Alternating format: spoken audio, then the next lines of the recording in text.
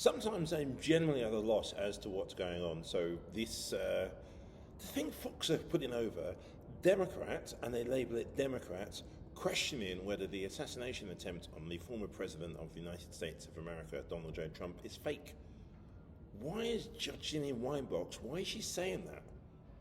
Where I've not seen anybody who's expressed anything other than utter outrage about it. Probably some of the most progressive Democrats have said this is just wrong. The ballot before the bullet. It's simple. So once again, you see how Fox are trying to play a double negative in trying to push their narrative. It's just wrong. It's wrong. I actually, for once, don't know how you combat it. Have a look. Tell me, why are they going down that corridor? Is it for clicks? Imagine Barack Obama before the last election, and he's in Hawaii, the place of his birth, Jeesica, and he's riding the waves, and some little child starts drowning from a riptide, and he grabs the kid and rescues him, and he comes back with the Pacific surf glistening on his muscular body, and the photographer captures it. Do you think they're going to be mad that that shot is being used politically? They're not going to be mad. This is the process. They take the pictures of the news, we disseminate it, and then the public consumes it. If you don't want to be a part of that process, make pottery, sell it on the side of the street. You know, Jeesica, the Democrats, I think they coined the phrase cheap fake. Are they saying that the shooting was a cheap fake, or that this is? I don't think so. I don't think anyone is disputing that something happened to him. It has been debunked that it was glass. That was certainly the going explanation for an hour or so on Saturday when this happened. But we know what it was, and I don't think that it gets anyone bonus points to be minimizing what that experience was like. And not only that, even if you want to be thinking about this in terms of the political future, people aren't going to be happy to hear you advocating for that. Maybe some, far branch of the party who is into the conspiracy theories of it. Some people think, oh, it was staged, or it was glass, or it's not a big deal. You could be using a smaller Band-Aid, or whatever they want to say. But the average person, and I've spoken to a lot of Republicans here, obviously, and my Democratic friends who are not here, everyone acknowledges that this happened. It was really serious, and is concerned about what it forebodes for the future. So I've been thinking a lot about when Bill Clinton said it's better to be strong and wrong than right and weak. And I think that that's really important advice for this exact moment in time. Because whatever you think about Donald Trump, and you know what I think about Donald Trump, that looks strong. And I also think he's wrong. But at this particular moment, images that are coming out from, obviously, the debate, or even these interviews that Joe Biden has done after the debate, he looks substantially weaker, obviously. And I believe that he is right on the issues. I think we have a tremendous record to be running on. And I don't want to waste any time demeaning that photo or that moment for Trump and his family, or the Americans that support him, by not talking about policy issues and things that I think we will be able to win the election on. Greg, it's interesting that Michael Steele was questioning the fact that we haven't seen the doctor's report. Is there really ear damage? I mean, isn't that ironic when Joe Biden won't even take a cognitive test? So you do have to understand one thing. It is the job of certain people, like Fox, to be critical, a lie, bullshit, any type of garbage, and throw in the direction of the Democratic Party. So we will just do the job of being totally honest and having a laugh at the Republicans. We've not edited any of this in terms of done any AI, manipulated anything they've had to say. These were real moments. We dubbed it Clown Show Live, but it's worse than that. It's like insulting clowns. It's like, take the worst asylum anywhere, all right? The worst asylum, the worst of the worst. Even they would be sane, okay, in comparison to what you're about to see. And the funniest thing is, J.D. Vance is meant to be the future. There was this great dun-dun-dun fanfare. J.D. Vance, the voice of the future. Even his beloved leader, former President Trump, fell asleep during this nonsense. Under Biden-Harris, America has fallen sicker, lonelier, and poorer. Under Trump, we prospered, we were richer, inflation was low, and there were two genders. Okay, I put my hand up. I like to feel there's quite a few subjects I can hold my own and talk about. One thing I just realised I actually don't know too much. Politicians who overindulge in cosmetic surgery. Is that Matt Gaetz? What the heck has Matt Gaetz done to his face? Please, comment section, all yours, be as rude as you like. Is it Botox? Is that what's got on? Because something isn't right. It's like he's looked at every single Joker from the Batman series and decided, right, let me sit myself in front of a mirror and do my face like that. I think it went wrong. Inflation has gotten so bad, you can no longer bribe Democrat senators with cash alone. You have to use gold bars just so the bribes hold them.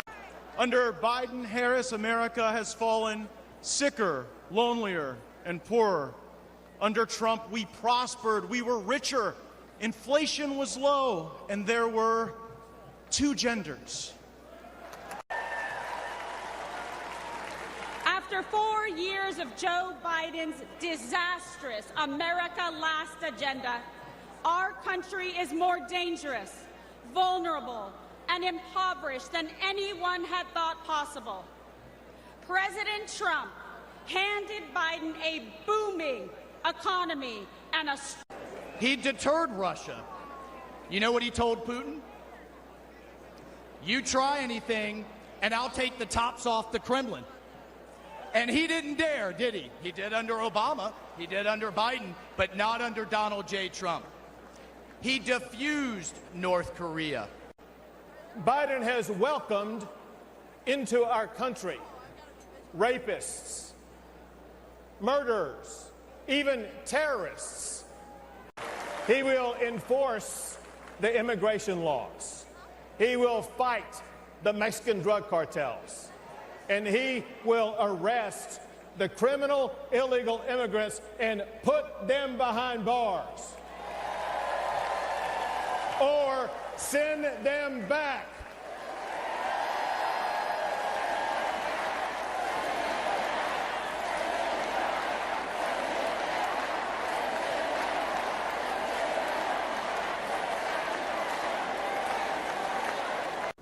Our economy is not nearly as strong as it was 4 years ago.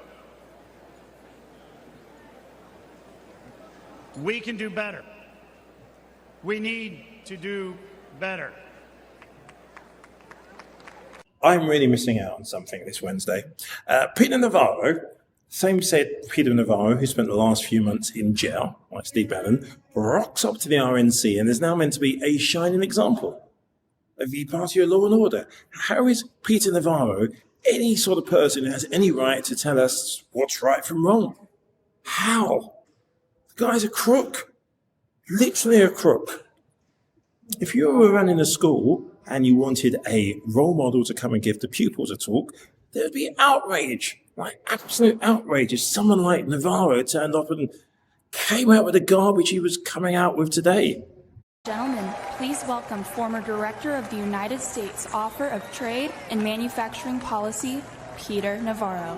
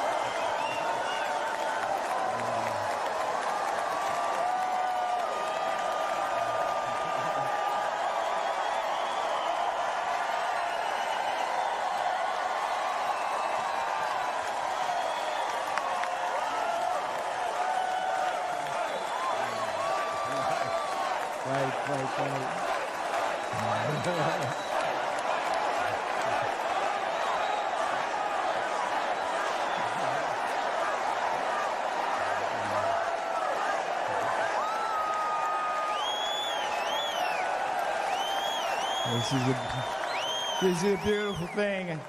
I think I think you folks just want to know if you can see my MAGA tattoo I got there.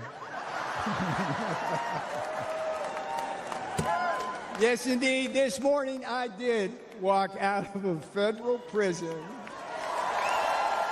in Miami.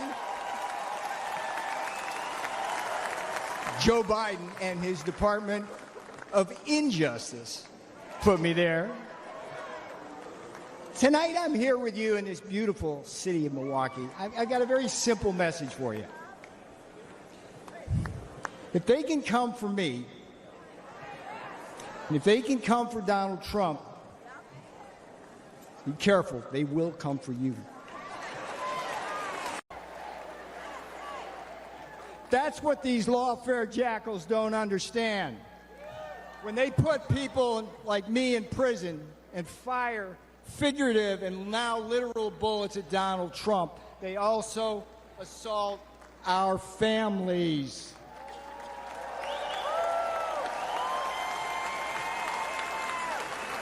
On Election Day, America will hold these lawfare jackals accountable. Now, here's the sweetest thing that's going to come off my lips. Vote Trump Vance. 24 for Trump, 47.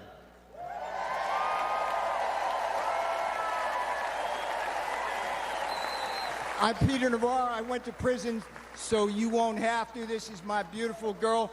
She did the time with me. That's what these friggin' Democrats don't understand. They do this to our families. She's my girl. Yeah. I love you. Let's win. Do not let up. Do not let up. Pedal to the metal till November.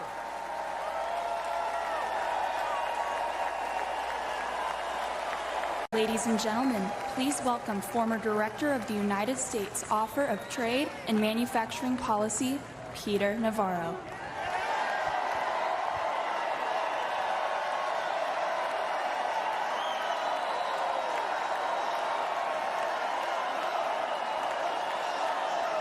Now, 8 years later, he and his family have made the sacrifice again for him to run and serve as president. Donald Trump could be the envy of former presidents. He's a billionaire who could play golf every day at his own golf courses. He can enjoy a magnificent life with his incredible 5 children, his 10 amazing grandchildren, and that extraordinary, elegant, beautiful, brilliant wife. The former and future First Lady, Melania Trump.